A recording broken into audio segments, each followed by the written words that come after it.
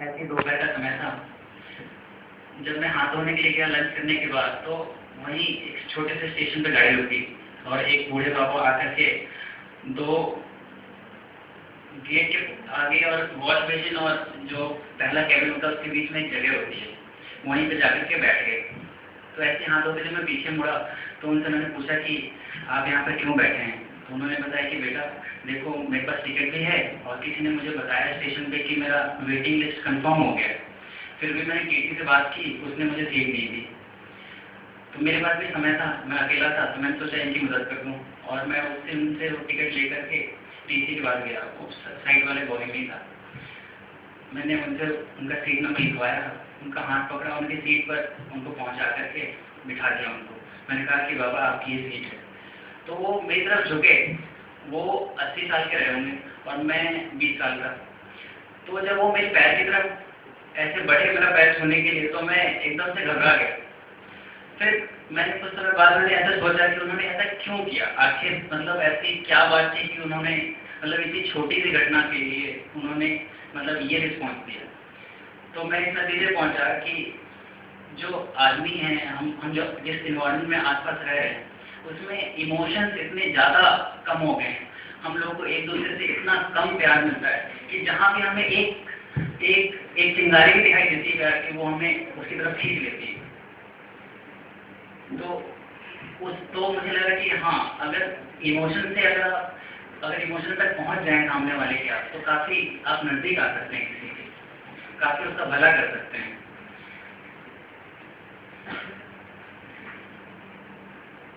फिर मैं जिस चीज़ पर विश्वास करता हूँ वो है कि कभी भी ये नहीं कि आप किसी को हेल्प कर दें किसी भी तरीके से, वो तो है ही, अच्छी बात है, लेकिन इसमें आप भी बहुत कुछ गेन करते हैं।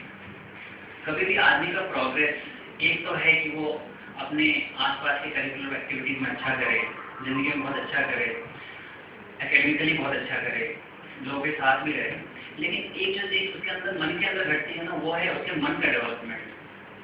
मैं थोड़ा स्पिरिचुअल साइड में विश्वास भी रखता हूँ, तो इसीलिए मैं ऐसा मानता हूँ कि जो डेवलपमेंट है वो 2 लेवल पे होना चाहिए।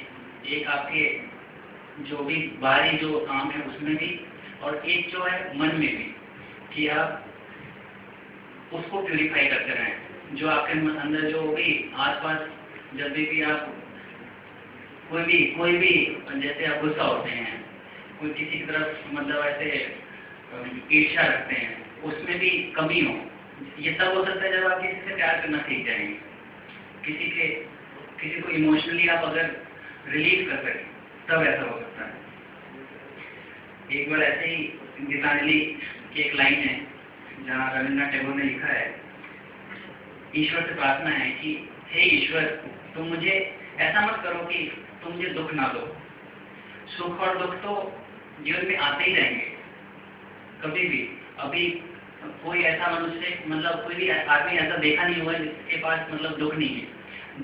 सुख और दुख दोनों आते रहें, लेकिन मुझे दुख में भी इतनी शक्ति देना कि मैं उसे झेल पाऊँ, उसको लेकर के मैं आगे बढ़ पाऊँ। और ऐसे जब हम ब्यास क्लब के लिए जाते हैं ओल्ड एज होम में, तो ऐसे बहुत सारे लोग देखते हैं जो जिनके माता पिता ने उनको छोड़ दिया, जिनके बेटों ने उन्हें छोड़ दिया है, लेकिन फिर भी वो जीवन के साथ संघर्ष करना नहीं छोड़ते। तो कल उनकी जगह हम भी हो सकते हैं, लेकिन उस समय हमें ये ध्यान में रखना है कि ये जीवन का नियम है। हमें उस समय उसको साथ में लेकर के करना है। यहाँ पर अभी केयर इंडिया का एक ऑर्गेनाइज हुआ मीटिंग ऑर्गेनाइज हुआ था, उसमें कई लोगों से मिला, मैम ने भी मुझे कई लोगों से मिलाया।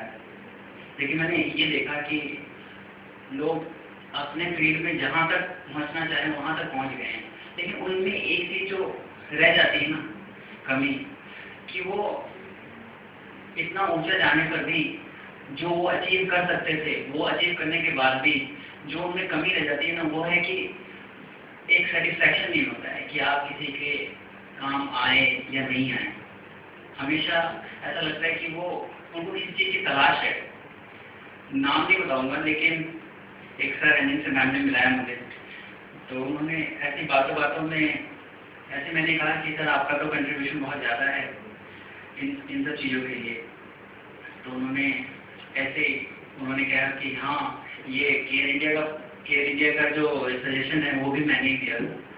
तो मैंने मन में सोचा कि जो केयर इंडिया को स्टेब्लिश करने वाले हैं वो तो हमेशा सिर झुका करके रहते हैं और इतने लोगों के काम आते हैं, और जिन्होंने कुछ भी कंट्रीब्यूट नहीं किया वो अपने आप को इतना हाईलाइट करने की कोशिश करते हैं। तो मुझे लगता है कि ये जो चीज़ें आती हैं तभी आती हैं जब आपने लोगों के लिए पहले मतलब मन से काम नहीं किया है, तो ये सेटिस्फैक्शन हमेशा मन में रह जाता है। और लास्ट में कहूँगा कि जब मैं जूनियर था तो मेरे सीनियर कहा करते थे कि प्यास क्लब क्या है, कपड़े बांटते तो हैं सब लोग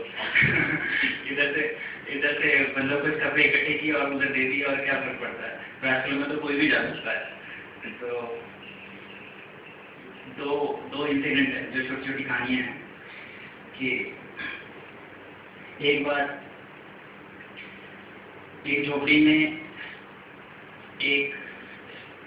एक साधु अपने पति पत्नी और बच्चों के साथ रहता था और हर दिन के जीवन यापन के लिए वो जोड़ता था और वो उसी दिन के लिए कमा पाता जितना वो खा पाता था। तो एक दिन उसे दान में बहुत कम भोजन मिला, तो सबको एक एक कौड़ी मतलब मिल पाया। तो सबके प्लेट में परोसे गए, पत्नी बैठी, बच्चे बैठे, खुद बैठा और सबके आगे एक एक निवाला था। तभी दरवाजे से आवाज आई कि कोई मुझे भिक्षा दे दो, मैं 2 दिन से भूखा हूँ। तो उस साधु ने वो चारों प्लेट में जो भी खाना था उसको दे दिया। एक दान तो ये था। दूसरा दान युधिष्ठिर का था, जो बहुत ही बड़ा दानवीर था। उसके पास इतनी संपत्ति थी, उसके पास जो भी आता था उसको 1000 गायें और जो भी वो बन पड़ता था वो सब दे देता था। लेकिन दोनों के दान में बहुत अंतर है। पहले जितनी उसकी संपत्ति थी जो उसने वो सब कुछ दे दिया, और युधिष्ठिर ने अपनी संपत्ति का एक पार्ट दिया। तो दोनों के दान में जो अंतर है ना वही दूसरों को देने में। एक बार ऐसे लेख पढ़ा था मैंने कहीं कि कोई सोशल वर्कर थे, उन्होंने बोला कि हम दान में गरीबों में कुछ बांटने के लिए कपड़े इकट्ठे कर रहे हैं, आपके पास जो भी हो आप मुझे दे दीजिए। तो लोगों ने जितने भी अपने घर के सामान थे सब वहाँ डंप कर दिए, और बाद में उस लेखक ने लिखा कि वो जो चीज़ें थी, जो कपड़े थी, वो किसी भी काम के लिए नहीं थी।